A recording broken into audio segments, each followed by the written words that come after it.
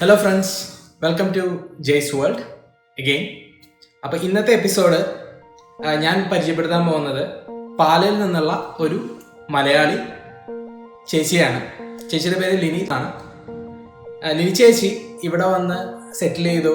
ഇവിടെ ചേച്ചി വരുന്നത് കാർഷികമായിട്ടുള്ള ഒരു ബാക്ക്ഗ്രൗണ്ടിൽ നിന്നാണ്.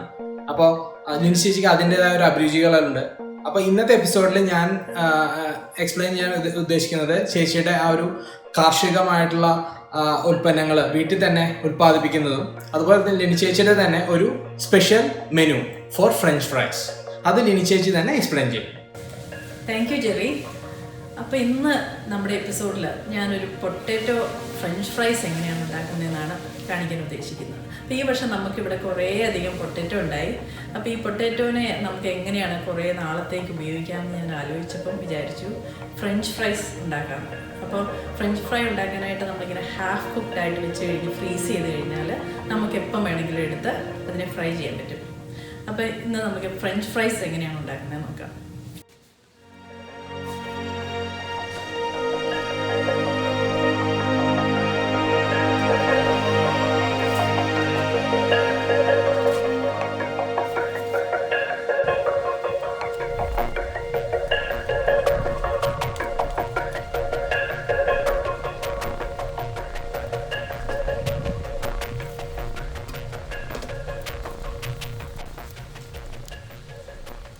ഓക്കെ, അപ്പോൾ ഇന്ന് നമ്മൾ ഉണ്ടാക്കാൻ പോകുന്നത് പൊട്ടാറ്റോ ഫ്രഞ്ച് ഫ്രൈസ് ആണ്. അതിനായിട്ട് നമ്മൾ ഇവിടുന്ന് കുറച്ച് പൊട്ടാറ്റോ പറിച്ചെടുത്തിട്ടുണ്ട്. അപ്പോൾ എപ്പോഴും നമുക്ക് നല്ലത് ഇങ്ങനെ നീളത്തിലുള്ള പൊട്ടാറ്റോ ആകുമ്പോൾ നമുക്ക് നീളമുള്ള ചിപ്സ് കിട്ടും, പൊട്ടാറ്റോ ഫ്രൈസ് കിട്ടും. അപ്പോൾ എപ്പോഴും നീളമുള്ള പൊട്ടാറ്റോ നോക്കി സെലക്ട് ചെയ്യാം. അത് കഴിഞ്ഞ് പിന്നെ അതിന് സോൾട്ട് വേണം, ഓയിൽ വേണം, പിന്നെ നമ്മളൊരു കേരള ട്വിസ്റ്റ് കൊടുക്കാനായിട്ട് കുറച്ച് കരിയാപ്പില ഫ്രൈ ചെയ്യുമ്പം ഞാൻ എണ്ണയ്ക്കകത്ത് കുറച്ച് കരിയാപ്പില ഇട്ട് കഴിഞ്ഞാൽ ഒരു കരിയാപ്പിലയുടെ ഫ്ലേവർ വരും. അപ്പോൾ ആദ്യമായിട്ട് ചെയ്യേണ്ടത് പൊട്ടാറ്റോ പീൽ ചെയ്യുക.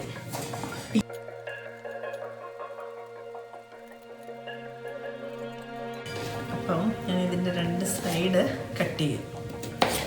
അത് വേണേൽ നമുക്ക് ഉപയോഗിക്കാം അവസാനമായിട്ട്. അപ്പോൾ ഇതിനെ ഞാൻ ചെയ്യാൻ പോകുന്നത് ഇങ്ങനെ സ്ലൈസ് ചെയ്യുക. കുറച്ച് ഒരു മാതിരി വലിപ്പത്തിൽ ചെയ്യണം, അല്ലെങ്കിൽ അത് പൊടിഞ്ഞു പോകും. അപ്പം അമേരിക്കയിലാണെങ്കിൽ ഈ റസറ്റ് പൊട്ടാറ്റോ അല്ലെങ്കിൽ ഐഡാഹോ പൊട്ടാറ്റോ അതാണ് ഏറ്റവും നല്ലത് ഇങ്ങനത്തെ ഫ്രഞ്ച് ഫ്രൈസ് ഉണ്ടാക്കാനായിട്ട്. അപ്പം ഇത് കട്ട് ചെയ്ത ഉടനെ നമ്മൾ തണുത്ത ടാപ്പിൽ നിന്ന് എടുത്ത വെള്ളത്തിൽ ഇടണം.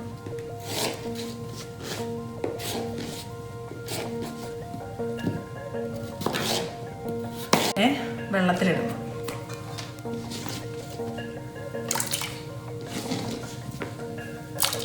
അപ്പോൾ ഈ വെള്ളത്തിലിടുന്നത് എന്തിനാണെന്ന് ചോദിച്ചാൽ ഇതിൻ്റെ എക്സ്ട്രാ സ്റ്റാർച്ച് പോകാനായിട്ടാണ്.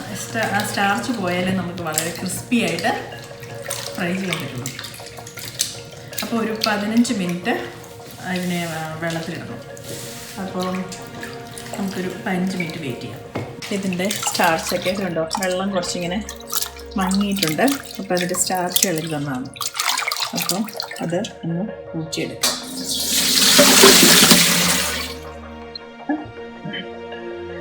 കുറച്ച് വെള്ളം തിളപ്പിക്കാൻ വെച്ചിട്ടുണ്ട്. ആ വെള്ളത്തിൽ നമ്മളെടുത്ത 1 table spoon salt, 1 table spoon.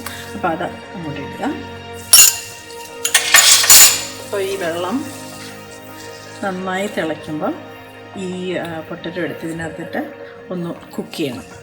അപ്പം തിളച്ച് കഴിഞ്ഞിട്ട് ഈ അങ്ങോട്ട് ഓഫ് ചെയ്യണം. അപ്പം അങ്ങനെയുള്ള ഇതിനകത്തോട്ട് പൊട്ടാറ്റോ ഒരു 15 മിനിറ്റ്സ് അത് അടച്ചു വയ്ക്കണമെന്ന് നിർബന്ധമില്ല. അപ്പോൾ അതൊന്ന് ഹാഫ് കുക്ക്ഡ് ആകാനായിട്ടാണ്. അല്ലെങ്കിൽ നമ്മളിങ്ങനെ ഫ്രൈ ചെയ്ത് വരുമ്പോൾ അതിൻ്റെ പുറം മാത്രം കുക്കാവും, അകം കുക്കാവില്ല. അപ്പോൾ ഇങ്ങനെ വെക്കുമ്പോൾ അതിൻ്റെ പൊട്ടാറ്റോ ഒന്ന് അകം ഒരുമാതിരി ഒന്ന് കുക്കാവും. അപ്പോൾ അതൊരു 15 മിനിറ്റ്സ് വയ്ക്കുക. ഇത് 15 മിനിറ്റായി. അപ്പം ഈ വെള്ളം ഊറ്റിക്കളഞ്ഞിട്ട് ചെറുതായിട്ടൊന്ന് കുക്കായിട്ടുണ്ട്.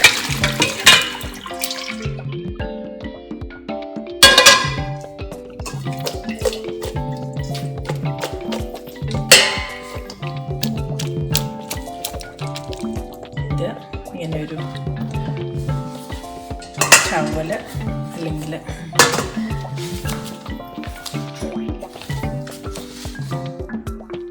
ഇങ്ങനെ സ്പ്രെഡ് ചെയ്യണം. അപ്പോൾ ഇത് ഫ്രൈ ചെയ്യാൻ നേരത്ത് അധികം വെള്ളം കാണരുത്, അല്ലെങ്കിൽ ഇങ്ങനെ വെള്ളം ഇങ്ങനെ പൊട്ടും എണ്ണയ്ക്കകത്ത്. അപ്പം ഇതിങ്ങനെ വെച്ചിട്ട് ഡ്രൈ ആക്കുക. പേപ്പർ ടവൽ, ഞാനിവിടെ ഒരു വൈറ്റ് ക്ലീൻ ടവലാണ് യൂസ് ചെയ്തിരിക്കുന്നത്. അപ്പം പേപ്പർ ടവലാണെങ്കിലും നിങ്ങൾക്ക് ഇഷ്ടമുള്ളത് ഉപയോഗിക്കാം. അപ്പം ടവലാകുമ്പോൾ കുറച്ചും കൂടെ അബ്സോർബ് ചെയ്യുന്നു.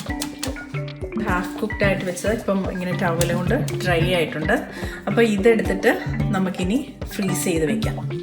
ഫ്രീസ് ചെയ്ത് വെച്ചിട്ട് നല്ല കണ്ടെയ്നർ വെച്ച് കഴിഞ്ഞാൽ അല്ലെങ്കിൽ സിപ്ലോക്ക് ബാഗിനകത്ത് വെച്ച് കഴിഞ്ഞാൽ പിള്ളേർക്കൊക്കെ ആവശ്യമുള്ളപ്പം കുറച്ചധികം എമൗണ്ട് ഇങ്ങനെ ഫ്രീസ് ചെയ്ത് വെച്ചാൽ എപ്പം വേണമെങ്കിലും എടുത്തിട്ട് ഫ്രൈ ചെയ്ത് കൊടുക്കാം.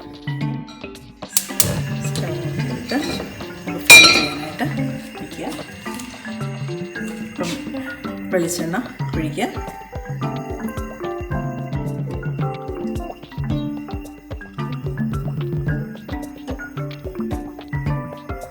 അപ്പോൾ ഇങ്ങനെ ചെറിയ കണ്ടെയ്നർ ആണെങ്കിൽ നമുക്ക് അധികം എണ്ണ വേണ്ടല്ലോ. വലിയ പരന്ന പാത്രം ഉപയോഗിക്കുന്നതിലും നല്ലത് ഇങ്ങനത്തെ ചെറിയ കണ്ടെയ്നറിൽ അത് ഫ്രൈ ചെയ്യുന്നതാണ്. ഓക്കെ, അപ്പോൾ ഇതിൻ്റെ മെയിൻ സ്റ്റെപ്പ് എന്ന് പറഞ്ഞു കഴിഞ്ഞാൽ വെള്ളത്തിൽ 5 മിനിറ്റ് ഇടുക, പിന്നെ അത് 15 മിനിറ്റ് ബോയിലിംഗ് വാട്ടറിലിടുക, എന്നിട്ട് ഡ്രൈ ചെയ്തിട്ട് ഇതിപ്പോൾ ഞാൻ അപ്പം എപ്പോഴും നമ്മൾ മീഡിയം ഹീറ്റിലായിരിക്കണം. ആദ്യത്തെ ഫസ്റ്റ് ഒരു 3 മിനിറ്റ് ഫ്രൈ ചെയ്യണം. എന്നിട്ട് കോരിയിട്ട് പിന്നെ ഒരു പ്രാവശ്യം കൂടെ ഫ്രൈ ചെയ്താൽ അത് ക്രിസ്പി ആയിട്ട് വരും. അപ്പം ഡബിൾ ഫ്രൈ ചെയ്യണം, എന്നെങ്കിൽ അത് ശരിയായിട്ട് വരുള്ളൂ.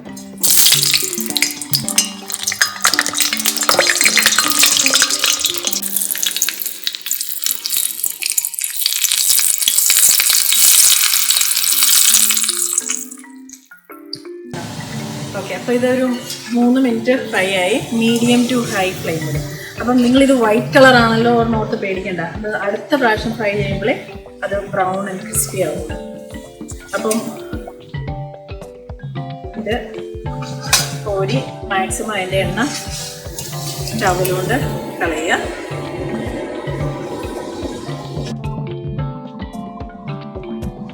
അപ്പോൾ ഇപ്പം നമ്മൾ ആദ്യമേ ഒരു 3 മിനിറ്റ് ഫ്രൈ ചെയ്ത് വെച്ചിരുന്ന ഒന്നും കൂടെ ഫ്രൈ ചെയ്യണം. അപ്പോൾ ഇപ്പോൾ ആണ് അത് ക്രിസ്പി ആയിട്ട് വരിക. ഇതും മീഡിയം ടു ഹൈ ഹീറ്റിൽ വേണം ചെയ്യാനായിട്ട്.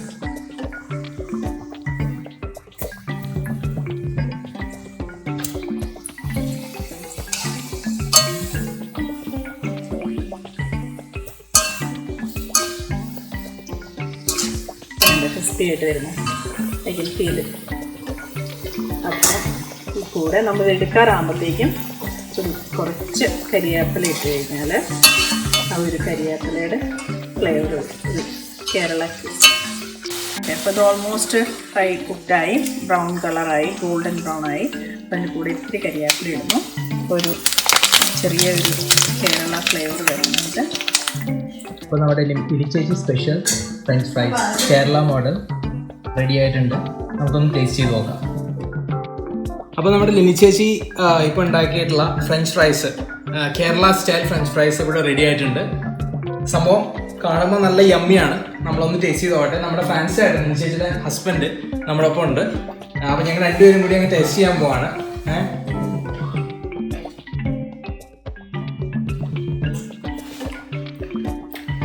സംഭവം പൊരിച്ചിട്ടുണ്ട് അല്ലേ? നന്നായിട്ട്. അപ്പോൾ ഇതിൻ്റെ ഒപ്പം വേണമെങ്കിൽ ബിസിനസ് ഉണ്ട്, ടച്ച് ഉണ്ട്. കാരണം ആ ഒരു വേപ്പില ആഡ് ചെയ്തുകൊണ്ടാണ് ആ ഒരു ഫ്ലേവർ വന്നിട്ടുണ്ട്. നല്ലൊരു പോയിന്റ് ആണ്. പക്ഷെ തൽക്കാലം ഇപ്പൊ നമുക്ക് ഇവിടെ ഉപ്പുണ്ട്, ഗാർലിക് സോൾട്ട് ഉണ്ട്, കുരുമുളക് ഉണ്ട്. അപ്പൊ നമുക്ക് അത് വേണമെങ്കിൽ ആഡ് ചെയ്ത്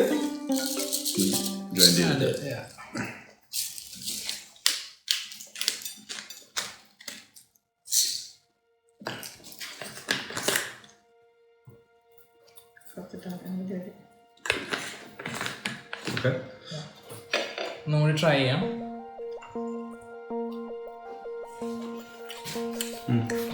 കൊള്ളാം. Thank you, Linchechi. Thanks for such a wonderful, a dish. Thank you. You're welcome. Thank you, Linchechi. അപ്പം ഇന്നത്തെ നമ്മുടെ ഫ്രഞ്ച് ഫ്രൈസ് റെഡി ആയിട്ടുണ്ട്. നിങ്ങളെല്ലാവരും ഒന്നൊന്ന് ട്രൈ ചെയ്ത് നോക്കിയാൽ വളരെ എളുപ്പമാണ് ഉണ്ടാക്കാനായിട്ട്. നമുക്കിത് ഹാഫ് കുക്ക് ചെയ്തങ്ങ് ഫ്രീസറിൽ വെച്ച് കഴിഞ്ഞാൽ നമുക്ക് എപ്പോൾ ഗസ്റ്റ് വന്നാലും അല്ലെങ്കിൽ പിള്ളേർ ചോദിച്ചാലും നമുക്കിത് എടുത്ത് കൊടുക്കാം. അപ്പോൾ ഞാനിതൊന്ന് ട്രൈ ചെയ്യട്ടെ. നമുക്ക് കെച്ചപ്പിൻ്റെ കൂടെ കഴിക്കാം. നമുക്ക് ഇനി അടുത്ത ഒരു എപ്പിസോഡിൽ നമ്മളെങ്ങനെയാണ് ഹോം മെയ്ഡ് കെച്ചപ്പ് ഉണ്ടാക്കുന്നത്. നമ്മുടെ ടൊമാറ്റോ ഒക്കെ പഴുത്ത് വരുന്നുണ്ട്. അപ്പോൾ നമുക്കൊരു ദിവസം ഹോം മെയ്ഡ് കെച്ചപ്പ് ഉണ്ടാക്കാം.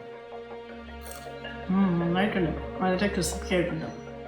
അപ്പോൾ നമുക്കിതിന് വേണമെങ്കിൽ പെപ്പറോ ഗാർലിക് സോൾട്ട് അല്ലെങ്കിൽ ഒറിഗാനോ ലീവ്സ് പൊടിച്ചത് എന്ത് വേണമെങ്കിലും നമുക്ക് ഡിഫറെൻറ്റ് ഫ്ലേവർ വേണമെങ്കിൽ ഏത് ഫ്ലേവർ വേണമെങ്കിലും നമുക്ക് ആഡ് ചെയ്യാം.